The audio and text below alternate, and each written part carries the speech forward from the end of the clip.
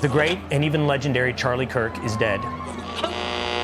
And we, of course, have left his chair open and empty because nobody will ever fill it. Nobody could ever hope to. By all of us together, we want to honor him and we want to be more like him. In 2020, I had gone to a small private event hosted by Kirk and fleetingly interacted with him.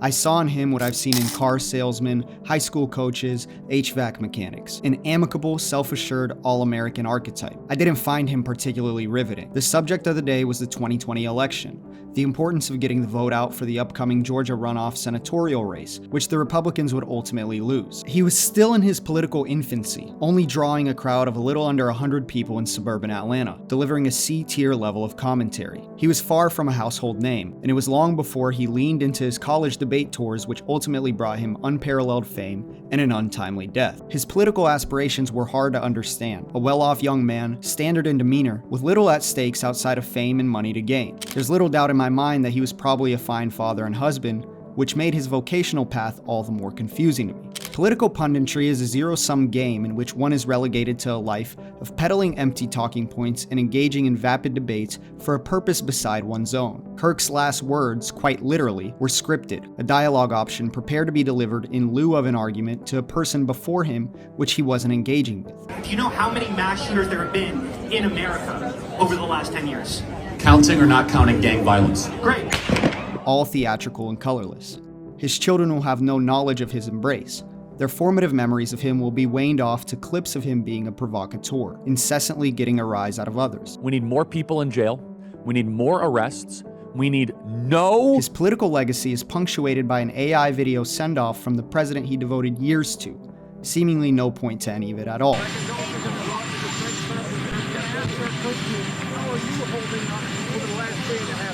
think very good, and by the way, right there, you see all the trucks.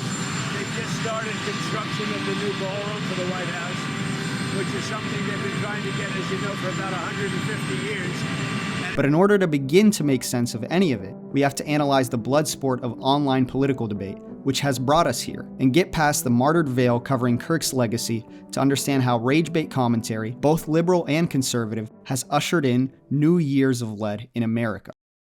Cannot have sufficiently good reason to believe that anything is that thing is false, which implies that it has to be true in order for you to have good reason to think that it's true. What? I live like you have to watch every single day. It's always okay. You think like that. What a fucking liar, dude. What a fucking weaselly little liar, dude. What a fucking weaselly little liar, dude. Holy shit, dude. Holy fucking shit, dude. What's my salary? Alright. Oh, it's ridiculous. Alright, behave, everyone. Jesus Christ. Okay. Lastly, to my friend Charlie Kirk. Rest now, brother. We have the watch, and I'll see you in Valhalla.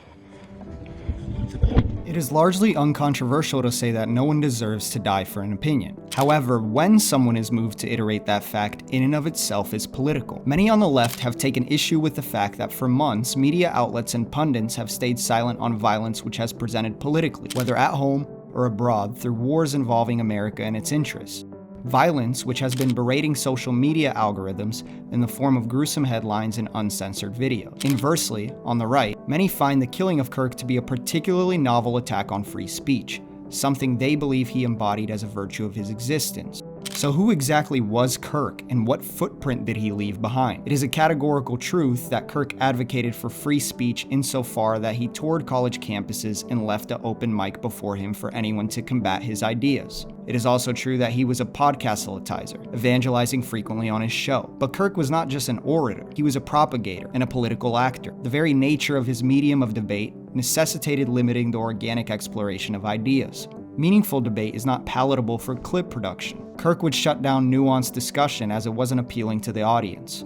So let me just pause you. This is going to go over a lot of people's head. Okay. So if it's okay, let's keep this short. We got to go quick. This is going to go over a lot of people's heads. Thank you for your time. I got to get to the next question. Thank you. Further, Kirk advocated for policies which subverted expressions of free speech. He defended the attempted deportation of Mahmoud Khalil, a Columbia campus protester, and has called for the deportation of pundits like Mehdi Hassan and politicians like Ilhan Omar over political disagreements. He also would frequently advise Trump in his presidential actions, and had to plead the fifth over his involvement in the January 6th riot, After claiming his organization bussed hundreds of people into DC the day before in preparation for the rally which devolved into the violent Capitol takeover, Kirk's politics were actionable and definitionally controversial, only corroborated by the response to his death. Celebration from some on the left, a website made to hunt down those who speak negatively of him posthumously, and bomb threats called into HBCUs which had nothing to do with his murder. Many commentators are frustrated with how he has not been allowed to die with dignity, and in turn have spent the last few days heavily sanitizing his image. But his digital footprint illuminates us to a pattern of stoking the flames in the wake of other tragedies. Merely days before his death, despite the 5 years elapsed from the event of Floyd's murder, Kirk continued his half-decade pattern of invoking George Floyd's death for political points, and reiterating the narrative that Floyd died from an overdose, found legally not to be true in the Chauvin case. There are sporadic clips of him defending and/or advocating for political violence. And why is he still in jail? Why has he not been bailed out? By the way, if some amazing patriot out there in San Francisco or the Bay Area wants to really be a midterm hero, someone should go and bail this guy out. I bet his bail's like 30 or 40,000 bucks. Bail him out and then go ask him some questions. He defended George Zimmerman's killing of Trayvon Martin. George Zimmerman. No, self-defense. George Zimmerman was hunted at night by Trayvon Martin at 2 a.m. and the stand your ground law allows you to stand your ground. In which Zimmerman was given explicit police orders to not follow Martin, proceeded to do so, and fatally shot him in an altercation. These assholes, they always get away. Shit, he's running. He's running? Which way is he running? Down towards the entrance of the neighborhood. Are you following him? Yeah. Okay, we don't need you to do that. Since then, Zimmerman has enriched himself by selling the firearm involved and signing autographs on Skittle bags, the snack Martin had finished purchasing when Zimmerman began his pursuit. Kirk had also made remarks in passing about how Biden ought to be given the death penalty for crimes against America. Kirk had to be controversial in order to generate media interest in himself, and the issue of dishonest debate goes much further than just right-wing punditry. This theater of debate exists in liberal circles too, mirrored directly in someone like Dean Withers. Dean Withers is going viral for allegedly crossing a major line on stream, encouraging his audience to report a father he was debating to Child Protective Services. If I was dumb enough to send my kid in, it's no different than a baby commercial for diapers. Can you answer my question? Do you think that you have the right to consent to 65-year-old men looking at your son while he's naked? I wouldn't allow it. Do you think That's that my you have the right? responsibility. Do you think that you have the right to allow it? Do you think if you did allow it, that you would be violating the consent of your child? They have no choice in the matter whatsoever. It's my decision as the parent. And I wouldn't put my kid in that situation. That's why I think pageants are weird in the first place. I would never... This clip perfectly encapsulates the Dean Withers show. A very common debate method of Withers is to trap someone not nearly as well articulated as him in a gotcha, either to develop a slanderous image of them or to overwhelm them on a specific point. If the conversation is at risk of not playing out as he wills it to, he mutes the person on the other end, making sure to exercise full control over the dynamic. Generally, he has little regard for how anyone outside of his supporters perceives the entrapment. Amen. Okay, so here's what we're gonna do. I think that you don't deserve to have any custodial rights over your child. So, for those watching, their handle is goatman91096. It's gonna be their handle. If there happens to be anybody in here that's good at has like facial recognition software, you can find me. It's fine. Nothing I said was wrong. Dean is a Charlie Kirk orbiter who has gained notoriety through gimmick debates on platforms like Jubilee and orchestrates his own through his TikTok lives, in which he invites random, unvetted people to challenge his ideas. Like Kirk, he assumes the image of an ideological encyclopedia, wherein his identity is shaped by an image of owning conservatives and being infallible in debates. Much of his rhetorical strategy is contingent upon how he arbitrates the conversation.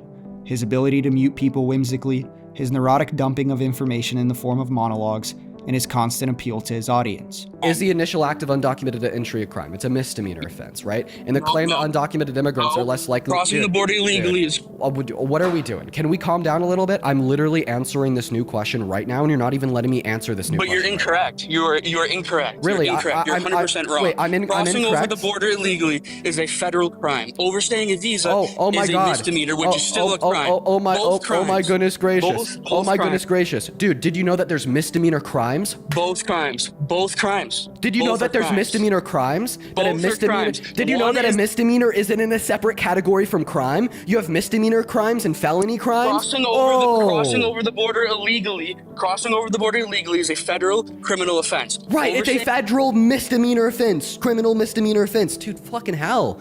Not even 3 years ago, Dean Withers was a conservative. Now he spends his time going live to tens of thousands of people, profiting greatly through TikTok live gifts, Venmo donations, and a monetization of his content. His lives are extremely difficult to manage. Millions of stickers and icons berate him as he speeds through his talking points, and his audience bombards whoever joins in dissent. If he is ill-equipped to handle a particular line of argumentation, he will pivot to some other rhetorical means of embarrassment, whether it be through changing the subject, slandering his opponent, posturing, or rage baiting. Alright, bro, this is your comeback moment. Shit on me. In this debate, Withers carelessly platforms Kai Schwemmer, a political debater with 5 years of experience over him who ends up dragging Dean into a debate about the final clause of the 14th Amendment and birthright citizenship, something Dean is crucially ill-informed on. The conflict in Iran and how Trump has handled that. And I think that Trump has actually been pretty good, for example, on the issue of immigration. He could certainly be better. But now we're seeing in the court a recent victory with birthright citizenship. So I wanted to debate you on that. I think that Trump is good for his repealing of birthright citizenship, or his attempt to through an executive order. What are your thoughts? Okay. I think the more important argument is not so much what is in the Constitution. It's more so, whether or not the thing that's in the Constitution is actually true, right? Because the Constitution is being reinterpreted constantly. I believe in the Constitution. I think it's an important document. But I would be surprised if you and I have the same perspective of it. The point I'm trying to make is that I think you would be in favor of a reinterpretation of the Constitution in such a way that is like a 180-degree departure from the original intent of the document. And if that's your belief, then, well, we shouldn't be arguing about whether or not the Constitution says it's legal. Okay. Because to you, it's not all that important. I don't support that. So, I mean, I support interpreting the Constitution insofar as what is written and what a fair interpretation would be. Now, if there is a scenario where there's something written in the Constitution that I think should have a 365-degree departure from the words on the document, or what a fair interpretation would be, then I wouldn't support just saying let's pass a EO to say that we can do this, even though the Constitution says otherwise. No, that's not the proper legal channel. The proper legal channel would be a new amendment through Congress. Okay, so if there was a constitutional amendment that said all of the prior amendments to the Constitution, the Constitution itself, are null and void, hereby declared null and void, would you be in favor of that so long as it was done constitutionally or legally? Can that be done? You probably know more about this than I. I think so. Is that something that could literally be done? I don't want to get too far off base here, because remember, originally we're talking about Donald Trump's ban on birthright citizenship. True. Do you think that Donald Trump's EO there is legal? Yeah, I think so. Okay, so then when the 14th Amendment says all persons born in this country have a right to citizenship, it didn't actually mean all persons born in this country have birthright citizenship? There's a part you're leaving out. What's the part I'm leaving out? And subject to the jurisdiction thereof. And that is the place where all of this constitutional debate is going to be occurring, because it's a super unspecific phrase, but it's one that's been elaborated and reinterpreted over time. For example, Native Americans who were born in the United States were not automatically U.S. citizens because they were not sufficiently deemed to be subject to the jurisdiction of the United States. They had their own tribal laws. They were basically, governing themselves. And so they were not automatically, from the, inception of this amendment, made American citizens. Oh, so you're right, but the debate that you're pointing out was I don't know, what was this? The 18th century when we didn't have clear congressional legislation that considered It may be difficult to catch here, but Dean effectively walked into Kai's trap on this point of the 14th Amendment.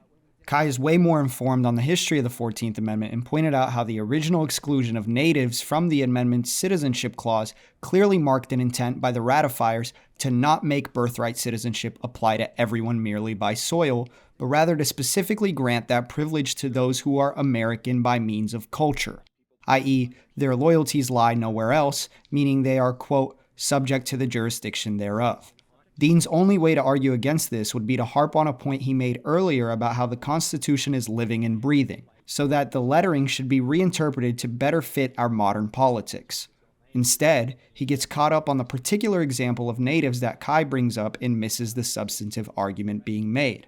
They go back and forth further about the letter of the law, and Dean never manages to bring his position back to coherence, until eventually, this happens. And you could disagree. I'm going to give you space here to like redefine being an American as something else. Give me an argument or give me a definition of what an American is that's a little bit deeper, that maybe speaks to something more philosophical or cultural than a social security number. Because you and I don't disagree. Somebody who has a social security number is an American citizen legally, obviously. But I think there's something deeper, because if it's only a social security number that makes somebody an American, every single person in the world is like 9 digits away from being an American citizen. And I don't think everybody in the world is an undocumented American. Didn't really give me a clear response there, and then you kind of started to change the topic of conversation into this more like social or philosophical debate, detracting from the legality of the EO and just kind of hinging your argument on it being good. Now, I understand if you want to argue I understand if you want to argue the perspective that you think it's like probably a good thing to deny birthright citizenship to the children of undocumented immigrants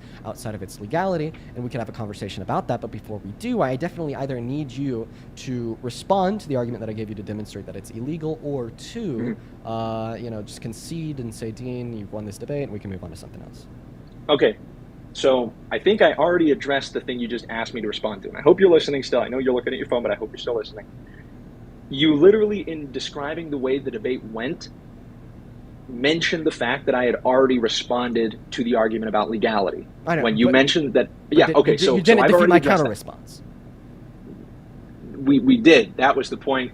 I said subject to the jurisdiction thereof. Subject to the jurisdiction thereof is going to be the thing I know, but then your your explanation of why that's going to like equally dispute the point was because of like some examples that related to Native Americans, and then I retorted that by simply just pointing out it was before congressional legislation that clearly defined Native American tribes as existing as a part of the federal government of the United States of America, and it like obviously is the case that the children of undocumented immigrants born in this country are very like clearly defined as being born on like the sovereign jurisdiction of the federal government. So that argument wouldn't hold water. Now everybody in the chat is saying that the fifth post on your page is racist. Let's go and listen to it together.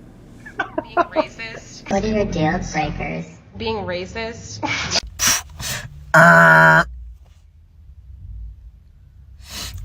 Oh yeah, it's literally a video of you saying that you're racist. Why? That's not the case. That video is so funny, dude. You can admit that's funny. Look. So at this point, Dean has recklessly allowed for Kai to bring forward a holistically anti-birthright citizenship argument that he couldn't counter in its substance. Then he frenetically tried to explicate the argument Kai made and accidentally implicated himself as not understanding what Kai's intent was with the native example. And then he pivoted to a TikTok of Kai's that looks like a desperate attempt at distraction. All the while, Kai remains coherent and composed, which obviously makes his position more attractive to a passive viewer. But anyway, we'll get back to the debate. So what I'm trying to point out, dude, what the fuck is, dude? I'm sorry, I'm just still like caught up on that. Like that's insane. I'm racist. 500,000 likes. What are we doing? I mean, that was a hilarious video. If you can watch that video and you're going to take it entirely serious, like it's a declaration of personal racism, I mean, go ahead, pal, but you're in the same league with the people who think that your crash out over your anxiety pen was serious. Like, very standard and serious declaration of racism. It's incredibly weird. It's incredibly weird. I mean, I thought it was pretty funny, but we can agree to disagree. The same way that people in the courts, wait. judges Wait. I want you to educate me. I'm trying to get to the debate. Explain to me why it's funny. Okay.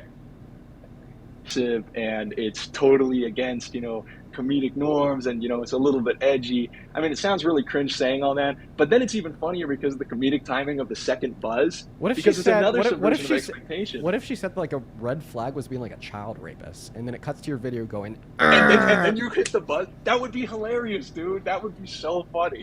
It's like, and you would have... Dude. Okay, all right. Well, we're just going to go and move on to the next guest. Everyone just give us a minute. We got Donnie. Dean let Kai propagate his ideas to a large audience, failed to respond to them, and then sent him on his way by means of a gotcha.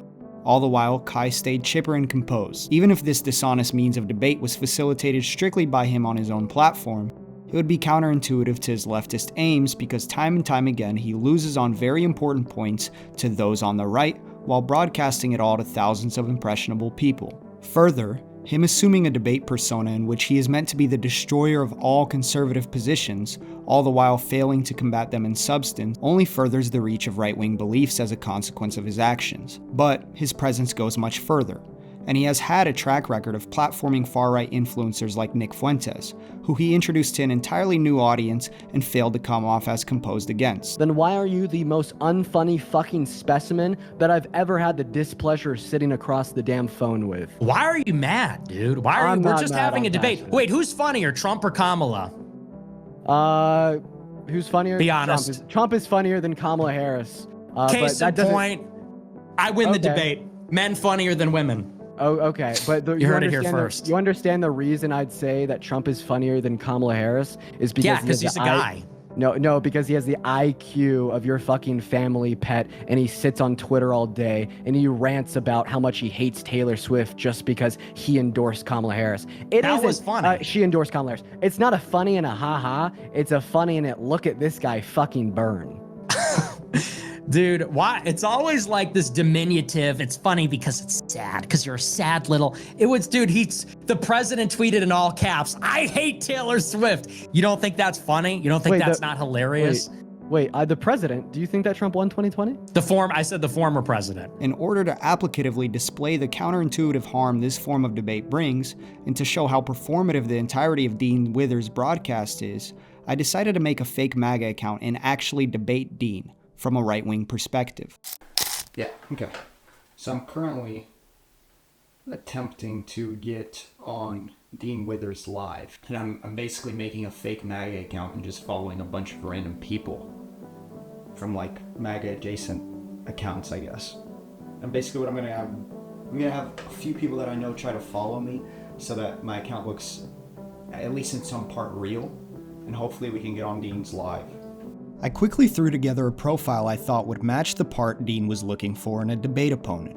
Overused profile picture of the Trump assassination attempt, MAGA in the handle, no massive following that would hint to me being some sort of rhetorical threat. I went into the debate hoping to employ Dean's own methodology of steamrolling and rage baiting against him. I wanted to see if he would let me broadcast far-right ideas I knew he was ill-equipped for without a proper means of refuting them, and sequentially wanted to see if he would do his due diligence in sticking to the refutation of said points if I were to try and bait him away through a personal attack. In essence, I wanted to see if he was capable of carelessly getting rage baited away from debunking dangerous arguments to defend his image instead, if put in a position where he had to choose between the two. I decided that if I managed to join the live, I would pretend to be vehemently anti-immigration, assuming a common caricature of people I encounter down south frequently. In order for his guard to stay low, I started the debate with empty talking points and poorly articulated positions. I quickly managed to pay my way to the top of the line, and before I knew it, was cued into the live. I basically just paid my way to get to the top of this line.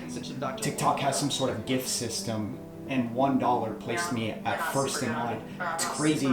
At every point of this live, in one way or another, very multifaceted, Dean is making money off of this.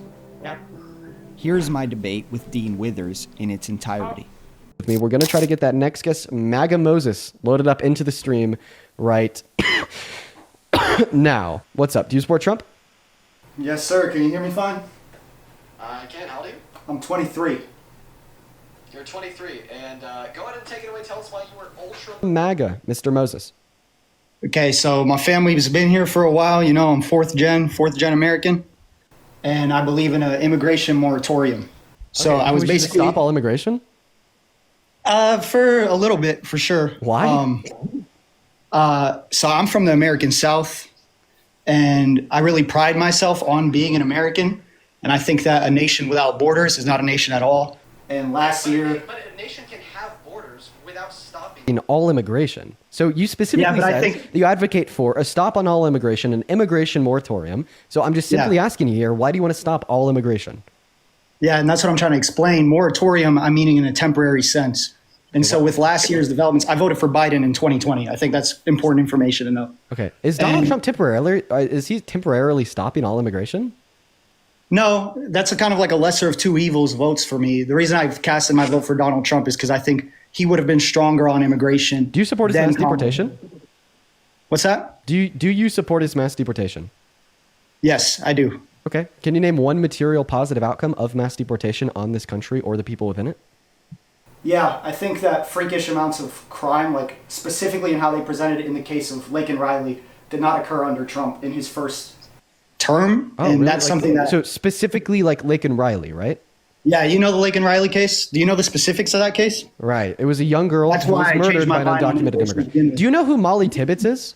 This was Dean's first glaring mistake in our debate. By entertaining me with a cheap gotcha attempt here, Dean lets the conversation be dictated by my framing. I brought up the case of Laken Riley and said that I didn't want freakish crime like that to occur, hence my support for Trump. Laken Riley was famously murdered by an undocumented migrant named Jose Ibarra last year on campus at the University of Georgia. He had stalked her, assaulted her, and murdered her on a morning jog of hers. The case gained a lot of national traction because Ibarra was a catch and release, an undocumented migrant apprehended but then released into the country until their asylum court date. He had multiple run-ins with law enforcement after entering the United States and was housed in a taxpayer-funded migrant shelter in New York until he eventually moved to Georgia to live with his brother, a reported member of the Tren de Aragua gang. The case was an optical disaster for the Biden campaign, especially after Biden failed to pronounce her name correctly on the congressional floor. Instead of taking the time to explain how media hysteria following the Riley case overrepresented undocumented crime in the American psyche, not reflective of empirical reality in response to me bringing up the case, Dean naively tried to hit me back with a similar case from the first Trump term, which I had anticipated he'd do. She died in 2018, right? Yeah, a young girl that was murdered by an undocumented immigrant under Donald Trump's first administration. And what policy went into effect right after that? The thing is I'll ask you here, if you'll allow me to... What policy went into effect right after that, though? Was it not the Remain in Mexico policy that kept 40,000 asylum seekers out so that we could vet them first? Are asylum seekers undocumented immigrants? No. What do you mean by undocumented immigrants? When I say undocumented immigrant, you say illegal. I just simply think that the term illegal is dehumanizing, so I would prefer the term undocumented immigrant. So you're telling me that a policy went into effect after Molly Tibbetts died to somehow prevent this. However, asylum seekers are not undocumented immigrants. They would be legal immigrants. Now, I like to say... They're undocumented the second they become catch and release is the way Jose Ibarra I did. would really appreciate it if you would allow me to finish speaking here without interruption, because you're telling me the... Why are you downplaying the essay of a woman? The only individual who downplays essay here would be you, because you put a rapist in the Oval Office. Now, Biden couldn't get Now, if you're going to allow me to finish speaking, I'd really appreciate that, because once again, the reason why you told me you support Trump is because you think that mass deportation will reduce the level of crime in this country, and that is unequivocally fucking false, sir. So, first and foremost, you as a natural U.S.-born citizen are more likely to commit all crimes, including violent crimes, compared to undocumented immigrants.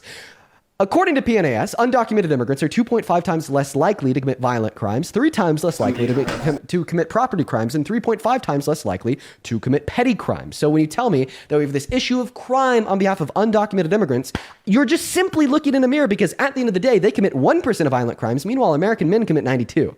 Okay? Now, further yet, building off of that, if we were to do a mass deportation such as we are, it would destroy our economy point blank, period. The American Immigration Council tells us that it will reduce our GDP by $1.1 trillion through $1.7 trillion per year if we were to remove all undocumented immigrants tomorrow. And we would be spending $2 trillion in the process to get it done, and foregoing the $100 billion per year that they pay in taxes. This means less government revenue, destabilized economy, and significantly less productive producers, because we're firing 8.3 million of their workers and 11 million of their consumers. What does this mean?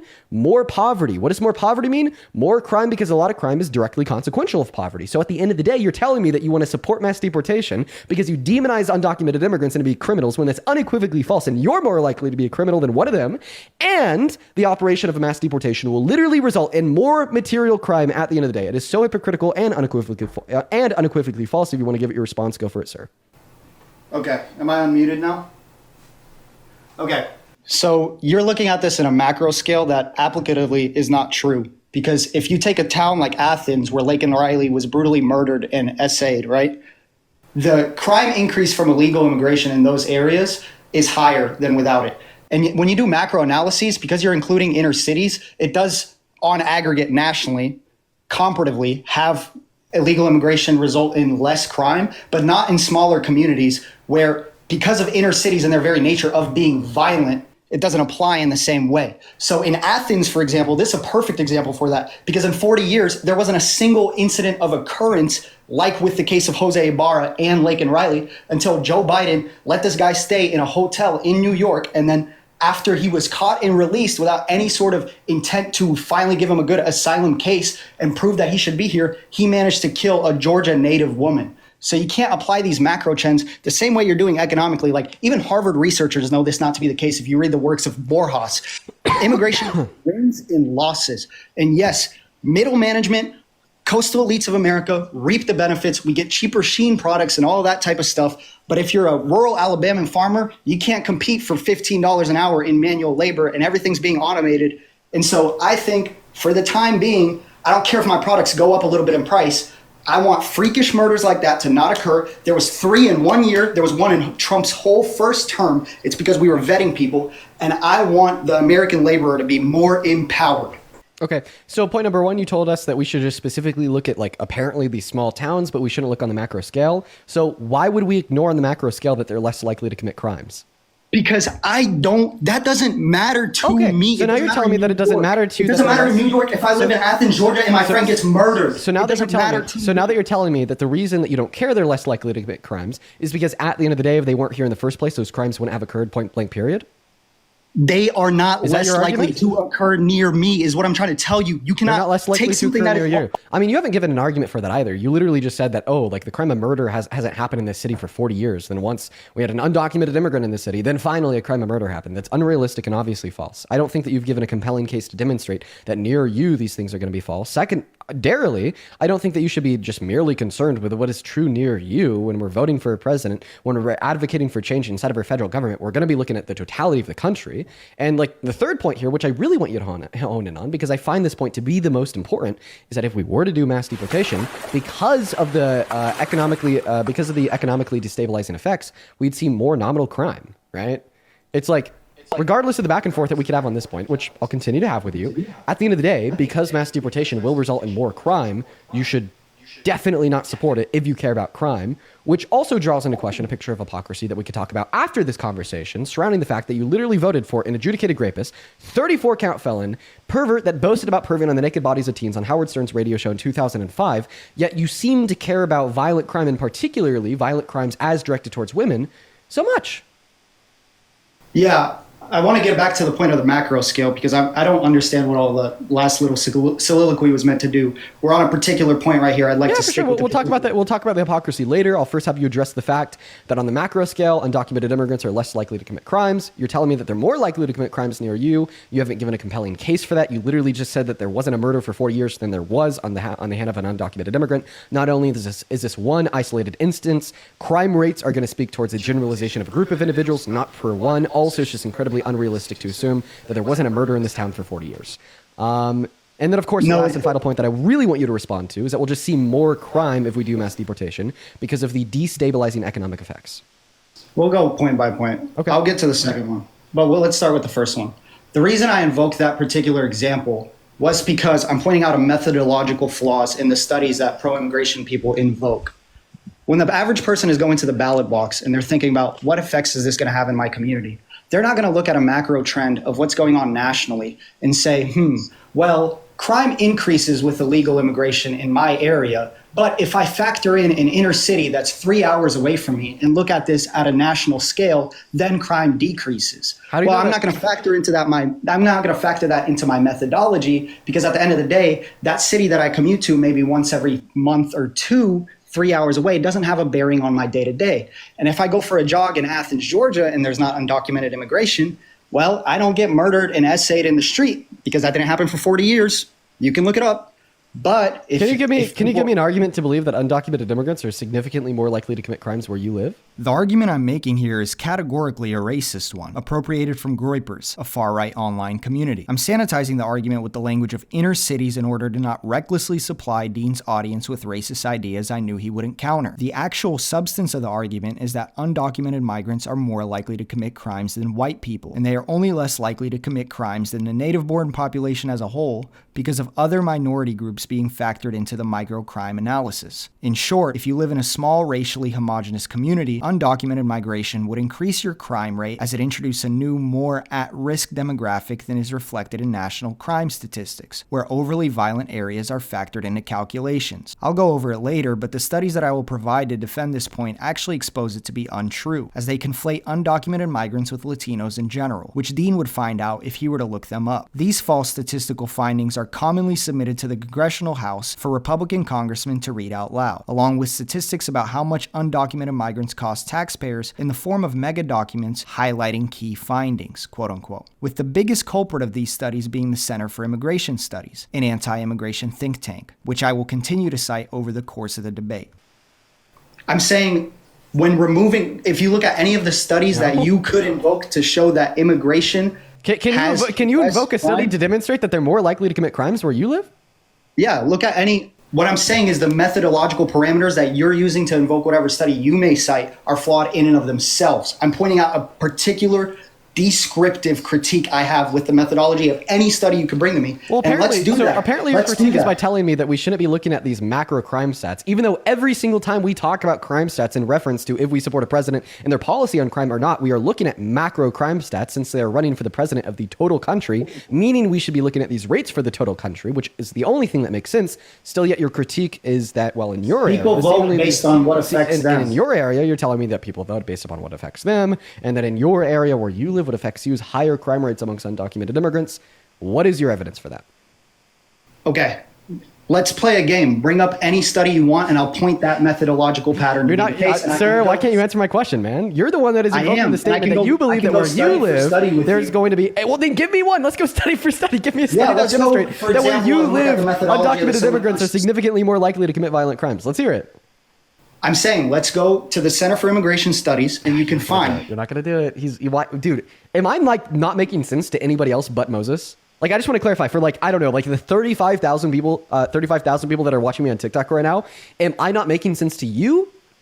Or am I just not making sense to Moses? Because I feel like my point here is clear. You continue to reiterate that you believe that where you live... Of course they agree with you. That's the whole point of your life. You continue to evoke that you... Well, a lot of people don't agree with me right now, so I don't know if that's a good time to say this. But anyways... It's because you don't have a bone to stand on. You've continued to invoke... You're crying over... You've continued to invoke that where you live, you believe that undocumented immigrants are more likely to commit violent crimes.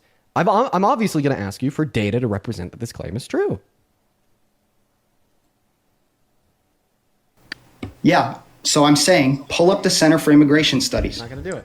Why would I pull up a study? What are you talking about? I'm literally pointing you to a study right now. Why would I pull up a study about macro crime rates countrywide to demonstrate that the random city you live in, undocumented immigrants are more likely to engage in criminal? Well, dude, I'm obviously not going to tell you what city I live in. I'm giving you a trend here. Are you kidding me?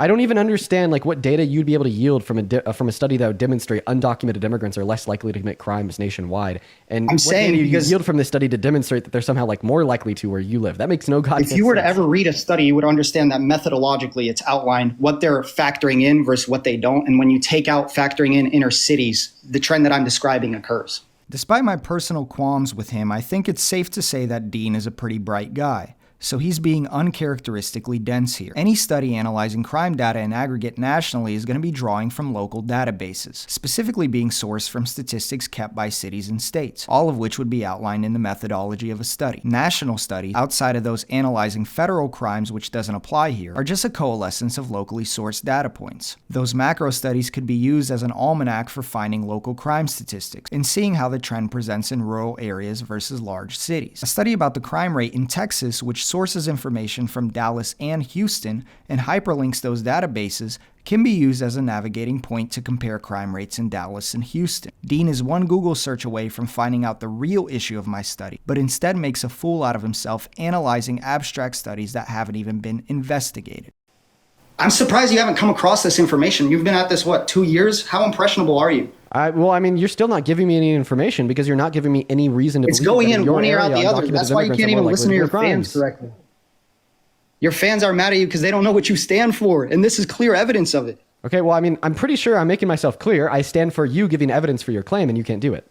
And I just told you where we can find that evidence. You're not pulling it up. And then I told you what methodologically is occurring there. We're not going to find evidence that undocumented immigrants are more likely to engage in crimes in your area from a study that says they're less likely to engage in crimes nationwide.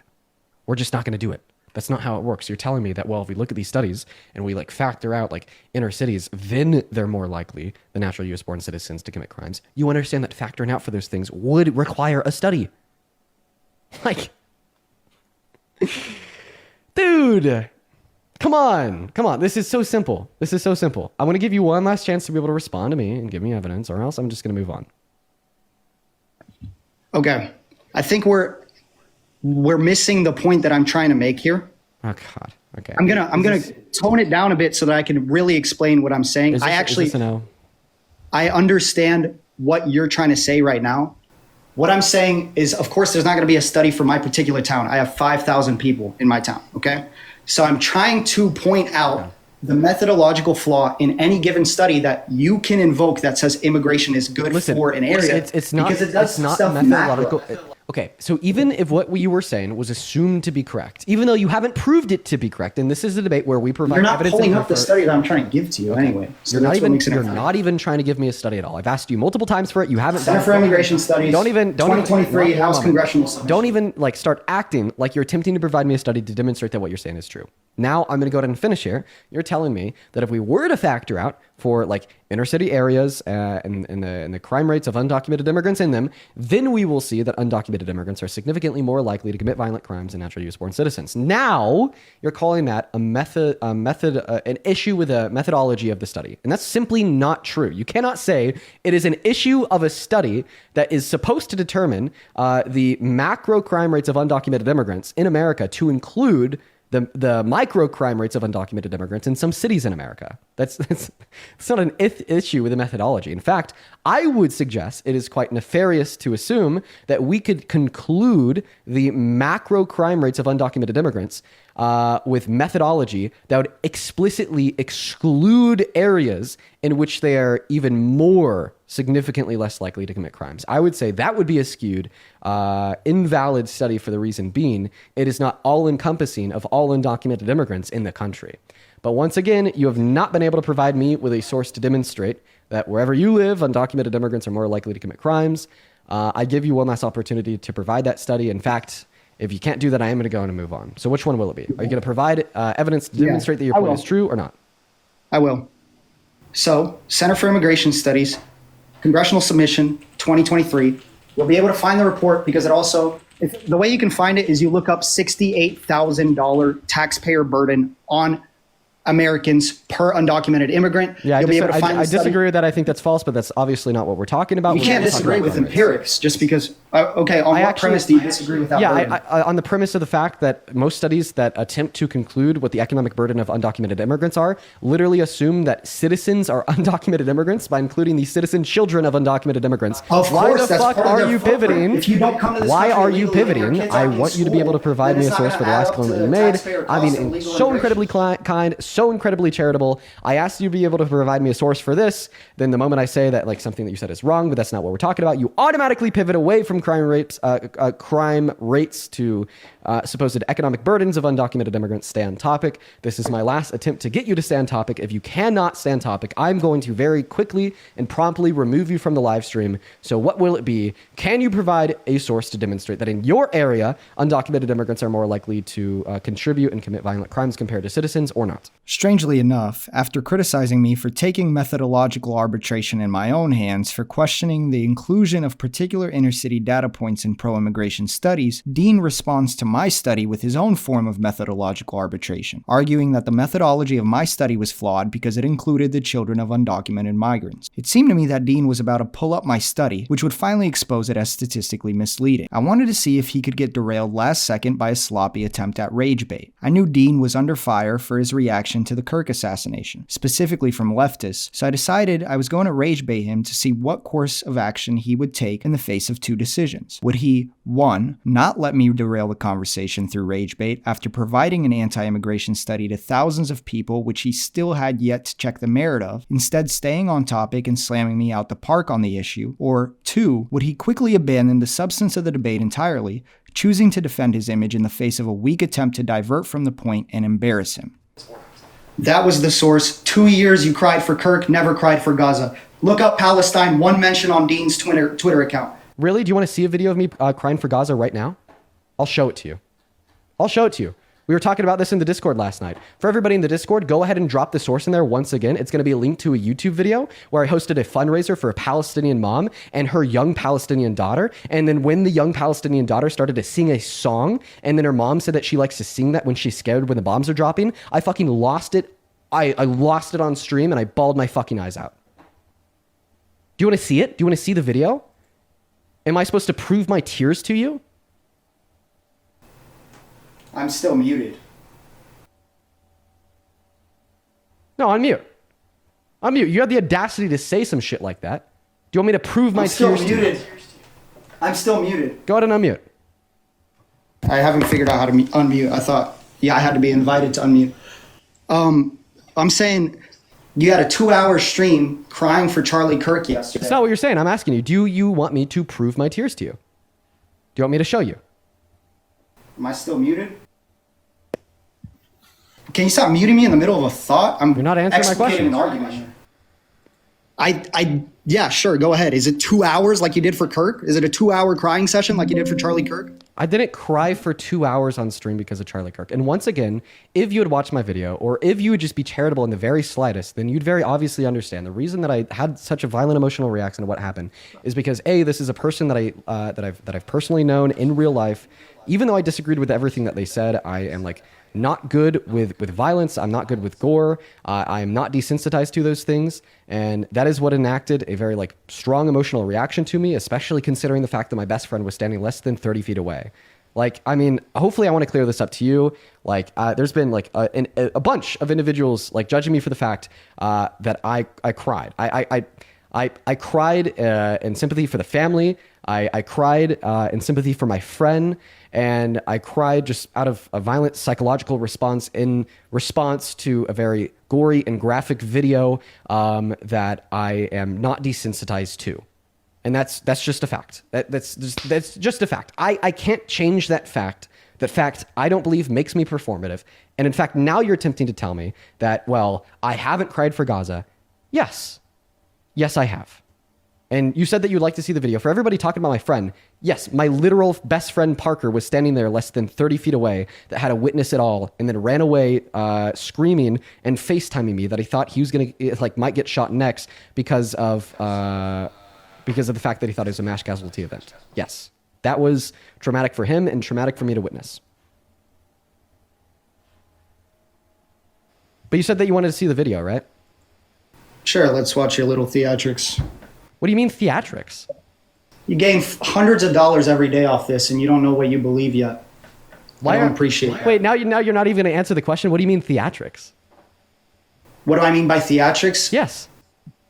I think your tears are crocodile tears, dude. You have to play a part. Weren't 2 years ago, like not even 2 years ago, you were grifting, selling courses online. No, that's so also not true.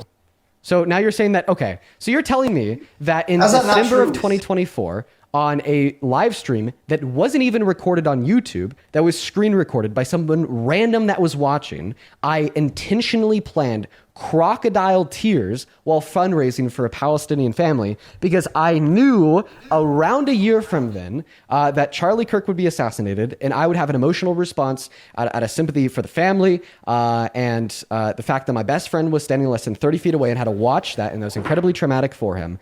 I planned that all. Is that your position?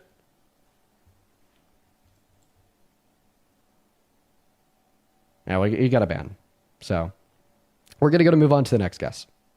Usually, Dean spends the next few moments following a guest departure either making fun of them or meaningfully interacting with his chat, but this time he sat there silently. He let me expose his audience to a vehemently anti-immigration study he never did his due diligence with, and then enabled my derailing of the conversation to protect his image instead. Following the debate, I got countless DMs from conservatives sitting in on his live celebrating me, all now given a new talking point that could have easily been debunked in real time. All he had to do was look up my study and he would have found proven it was a load of nonsense, conflating undocumented migrants migrants with Latinos, who only commit more crime because they're a younger demographic by a median age of 12 years. Younger people always commit more crime, and it has nothing to do with undocumented immigration at all. Instead, he let my rhetoric simmer in his chat while he ran to protect the image of his performance. But for someone like Dean Withers, it's all strictly about the performance anyway. While you guys are at home sitting on your asses, I just took a private jet out to LA with $1 million in this rental passenger seats in a coach duffel bag. Couple grand in the lap, I'm about to go drop it at Louis Vuitton. Living my dream life. What are you doing? Nothing. This pseudo-debate content has been intensely lucrative for him, procuring him unimaginable wealth which he always craved. God.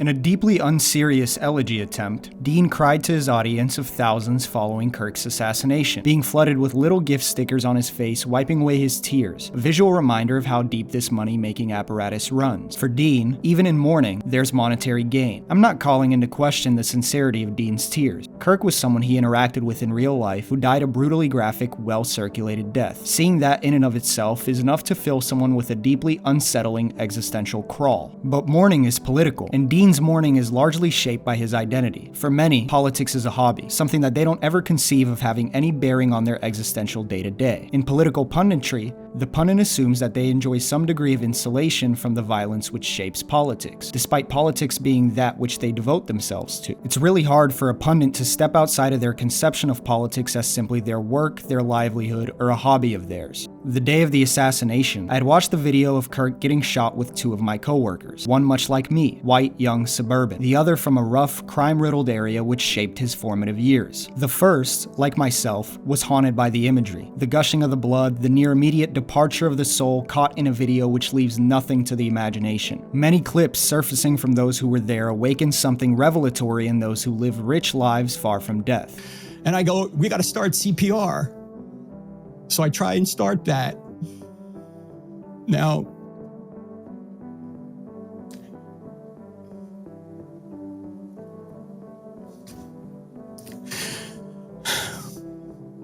Charlie wasn't there. His eyes were fixed. He wasn't looking at me. He was looking past me right into eternity. Frank Turek's account was particularly harrowing, as he described the dawning realization in his mind of Charlie's lifelessness. The verbiage of "he looked past me" to describe the emptiness of death, an emptiness which permanently engraves itself in a heavy memory, a memory which spends the rest of your life fleetingly imposing on you. In contrast, my other coworker wore no emotion on his face, but said no family deserves that, soft and static, clearly verbalized by someone desensitized to it all. He told me the story of how he watched someone die before him at the age of 8, shot as he was playing with bikes outside. His account was emotionless, as if he was telling me about the weather or his traffic on the way to work. How many deaths does it take for death itself to be uneventful? For many people, especially those sharing an identity with him, the death of Kirk felt like a reset, as it was the first time they saw someone almost contractually owed, not dying the death he did, fall to such a graphic death. Embedded in the idea of America is the obligation that someone of Kirk's archetype lives to see his old age, that he dies an uneventful death, because many conceive of him as being a literal image of America, ensouled by the stars and stripes. Religious, white, Midwestern, tall, confident, articulate, conservative, rich. All of these qualifiers shape the hope of the American dream, the character that it is circulated with. For people's ideal of America to exist, the one instilled in them from birth, it is absolutely necessary that Kirk is insulated from dying the type of death that he did. And he died. He died the type of death that he did. And his death points to the fact that this idealized America, a beacon of tranquility, order, freedom, is nothing but a mirage. The reality is that there is no insulation, and the mirage itself only existed for some people. No one deserves to die that death. But does anyone deserve to have their life interrupted because they don't have the capacity to mourn? If there's no novelty left in death as a consequence of your upbringing, all you're left to think about in the wake of Kirk's death is his legacy. And if his legacy was something contrary to what you value, and you can only speak to your qualms with his legacy, is your lack of mourning deserving of job loss? Of online harassment? Mourning is political, and the death of Kirk opens us up to the opportunity of thinking about when we're moved to mourn. Is it rooted in shared identity, and how graphic a death is, if it's captured or not? If Kirk were to have met his same fate 20 years younger during his schooling instead, or during Mass in the Holy Land, would he still have occupied a week of your mind's time? Or would the time frame of one headline reading have been enough mourning in that circumstance? To the pundit, none of these questions matter. The Dean Withers, the Andrew Wilsons, the Carlsons and Candaces of the world do not take a moment to think about what causes them to mourn, to ruminate on how they have fostered this climate. There's too much at stake for them in terms of their fame and livelihood. Instead, they will waste away their time arguing over who deserves the insulation. The substance of their debates becomes centered around who's responsible for particular presentations of this all-encompassing violence, the whole theatrical endeavor culminating in even more fame and wealth for them. They will opportunely cover one another's deaths, monetizing their telecasted eulogies, having their tears wiped with gifted stickers and monthly subscription badges. And in the dishonest process, they will continue stoking the stochastic flames, without giving a second thought to the politics of their mourning or their debate. They are all on the same page about being entitled to insulation, only disagreeing over who the entitlement begins and ends with. I met Mom, and I was asking all these questions, philosophy, religion. They shot through the stained glass windows, I think. My friend got hit in the back. Yeah, he went to the hospital. What went through your In mind? Gaza, they throw you off of tall buildings, right? Now they don't have any tall buildings left, so I don't... Is that too soon? I'm sorry. Maybe you should kill Jews, stupid Muslims. وانت مش تعبان وانت حملها هيك؟ مش تعبان ولا لا؟